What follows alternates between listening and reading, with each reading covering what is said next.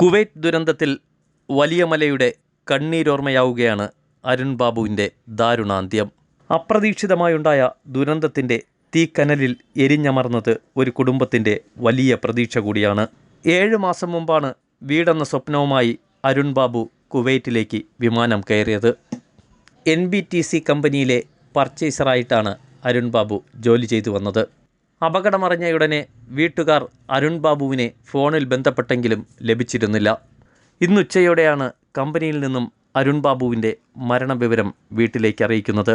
നിരവധി പ്രതീക്ഷകളും വീടെന്ന മോഹവും ബാക്കിയാക്കിയായിരുന്നു അരുൺ ബാബുവിൻ്റെ അന്ത്യയാത്ര. വൈകുന്നേരം വരെ എല്ലാ ഹോസ്പിറ്റലും ഇഞ്ചോർഡായി കിടക്കുന്ന എല്ലാ ഹോസ്പിറ്റലും അന്വേഷിച്ചിട്ട് ലിസ്റ്റിലൊന്നും എൻ്റെ മോൻ്റെ പേരുണ്ടായിരുന്നില്ല. ഇന്ന് രാവിലെ 9 മണിയോടുകൂടിയാണ് എൻ്റെ മോൻ മോർച്ചറിയിലുണ്ടെന്ന് ഞാൻ അറിയുന്നത്. ഉച്ചയ്ക്ക് ഈ കമ്പനിയുടെ കമ്പനിയുടെ ഹെൽപ്പ് ലൈനിൽ നിന്ന് എനിക്ക് കൺഫർമേഷൻ കിട്ടുകയും ചെയ്തു. ഷീജ അമ്മയുടെ അനിയത്തിയാണ്. ഞങ്ങൾ ഒന്നിച്ചാണ് പോയിട്ടുള്ളത്. ആഗ്രഹം എന്ന് വെച്ചാൽ എൻ്റെ മോൻ്റെ ഏറ്റവും വലിയ ആഗ്രഹം ഒരു വീട് വയ്ക്കുക എന്നുള്ളതാണ്. എൻ്റെ മോന് വീടില്ല. ഒരു വീട് വെച്ച് കടവ് വീട്ടിട്ട് കയറി വരാമെന്ന് എന്നോട് പറഞ്ഞു. ഇതെൻ്റെ വീട് അല്ല, ഞങ്ങൾ താമസിക്കുന്ന മോളിലെ ചേച്ചിയുടെ വീട്ടിലാണ്.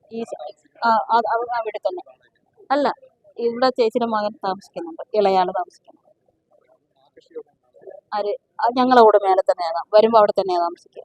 നാട്ടിൽ ഏവർക്കും പ്രിയപ്പെട്ടവനായിരുന്നു അരുൺ ബാബു.